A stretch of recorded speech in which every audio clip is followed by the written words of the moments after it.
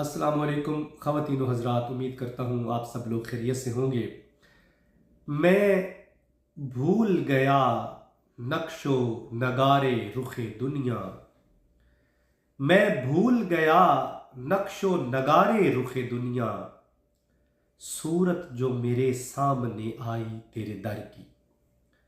पीर सैयद नसीरुद्दीन नसीर गोरवी रहमतुल्लाह अलैह के खूबसूरत कलाम में से मुंतखब किया हुआ ये आज का शेर जो आपने समाअत फरमाया, हम कोशिश करेंगे कि आज इसके माना और मफ़हूम को समझा जाए और इसके अंदर जो सबक और जो मैसेज और जो पैगाम पीर साहब देना चाह रहे हैं उसको समझने की कोशिश करेंगे।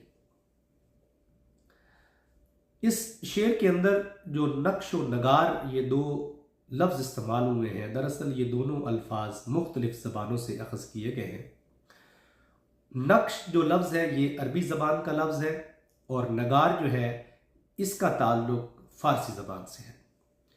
नक्श के उर्दू ज़बान में जो लफ्ज़ी माना है वो तस्वीर के हैं और जो नगार है इसके लफ्ज़ी इतबार से जो माना उर्दू लुग़त में है वो किसी चीज़ की सजावट या खूबसूरती के माना में भी इसको आप ले सकते हैं। दरअसल इस शेर के अंदर पीर साहब एक रूहानी कैफियत का इजहार फरमा रहे हैं कि मैं भूल गया नक्शो नगारे रुख दुनिया। आप ये फरमा रहे हैं कि इस मादी दुनिया की हकीकत जो है वो मेरे सामने खुल चुकी है। इसकी जो बज़ाहिरी खूबसूरती है उसका पर्दा चाक हो गया है और उसका फ़हम व इदराक मुझे हो चुका है। ये जो दुनिया की चमक और दमक है जिसके अंदर तमाम माल व असबाब शामिल है, जिसमें जायदादें, जागीरें, गाड़ियाँ, बंगले, जेवरात, हत्ता के बेटे, जिसका अल्लाह ताला ने कुरान मजीद में भी फरमाया है कि इंसानों को यानी इंसानों को मुखातिब होकर कि तुम्हें घोड़े और जानवर निशान किए हुए और औलादों में से बेटे जो पसंद है, ये भी दुनिया के असबाब में सारी चीज़ें शामिल हैं। इन सब चीज़ों को लेके पीर साहब ने दुनिया की जो तमाम हकीकत है वो फरमा रहे हैं कि मेरे सामने आ गई है और इसका जो रुख है यानी इस दुनिया का रुख मतलब है सतही, जो इसकी सतह जो हमारी आंखों के सामने इस दुनिया की है, वो फरमा रहे हैं कि इसको मैं समझ चुका हूँ और इस सारे मामले को, इस दुनिया की हकीकत को, इसके जो मसाइल हैं, जो इसके अंदर रमूज़ हैं, जो इसके अंदर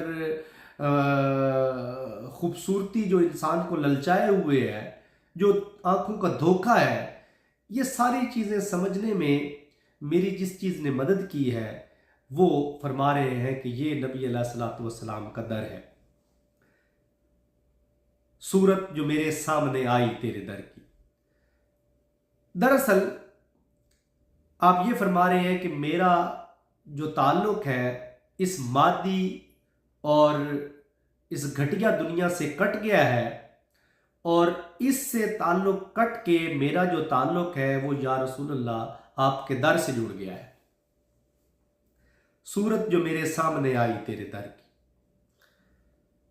मोहतरम सामीन और नाजरीन हजरात, मेरे ज़हन में एक बड़ा खूबसूरत वाक़या आ गया जब ग़ज़वा तबूक हुआ और ये ऐसी जंग थी जो रूम के ख़िलाफ़ लड़ी जानी थी और आका अलैहिस्सलातु वस्सलाम ने मुसलमानों को तरग़ीब दिलाई कि वो अपना माल व असबाब जो इस जंग के लिए इकट्ठा फरमाएं।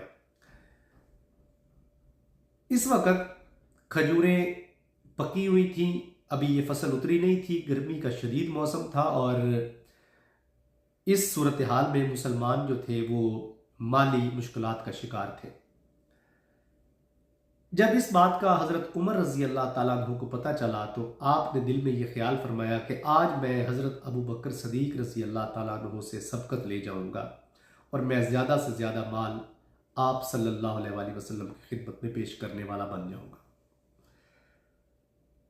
जब ये दोनों हस्तियां अपना मालो असबाब लेके बारगाह रसूल में हाजिर हुई तो अल्लाह के नबी ने जब हज़रत उमर रज़ी अल्लाह ताला अन्हु से सवाल फरमाया कि उमर बताइए कि घर में क्या छोड़ा है, हज़रत उमर रज़ी अल्लाह ताला अन्हु ने फरमाया कि या रसूल अल्लाह, आधा माल व असबाब में इस्लाम की राह में आपकी बारगाह में पेश कर रहा हूँ और आधा माल व असबाब मैंने अपने घर वालों के लिए छोड़ा है। अगला सवाल जो कि इसी नौयत का था वो आपने हज़रत अबू बकर सदीक से फरमाया और पूछा कि अबू बकर आप अपने घर में क्या छोड़ के आए हैं। ये जो एक जुमला हज़रत अबू बकर सदीक रज़ी अल्लाह ताला अन्हु ने इरशाद फरमाया, ये जो अहले तसव्वुफ़ हैं, जो सूफ़ी लोग हैं, जो बुज़ुर्ग हस्तियाँ हैं, उनके नज़दीक ये पहला जुमला था जो तसव्वुफ़ की बुनियाद बना। जब ये सवाल आका अलैहिस्सलातु वस्सलाम ने फरमाया तो हज़रत अबू बकर सदीक रज़ी अल्लाह ताला अन्हु ने एक तारीख़ी जुमला इरशाद फरमाया। आपने फरमाया या रसूलल्लाह, मैं अपने घर में अल्लाह और उसका रसूल छोड़ के आया।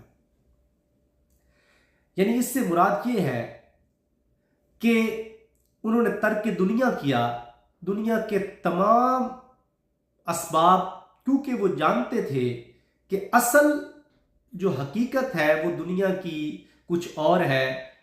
हम ये समझते हैं कि इस दुनिया के अंदर जो माल और असबाब है वही सब कुछ है, हालांकि वाकईतन ये हमारी आंख का धोखा है। और जो लोग इस बात को समझ गए उन्होंने सब कुछ इस्लाम के ऊपर कुर्बान कर दिया। लोगों के जो मसाइल थे उनके ऊपर वो अपना माल खर्च कर दिया या गरीबों में, यतीमों में, मजबूर और मकहूर लोगों में तकसीम कर दिया, क्योंकि इन लोगों को समझ आ चुकी थी कि असल दुनिया ये नहीं है। असल जो दुनिया है वो अल्लाह और रसूल के साथ अगला जो ज़माना है या अगला जो दौर है या अगला जो आलम है, आलम आखरत है या आलम बरज़ख है, वो असल हकीकत का जो है आईनादार है। तो आप देखिए कि जिन लोगों ने कुर्बानियां दी, जिन्होंने इस दुनिया की तरफ पुष्ट कर दी, अपनी कमर कर दी, इसको अपनी ठोकर पे रखा, उन लोगों के नाम आज भी जिंदा है।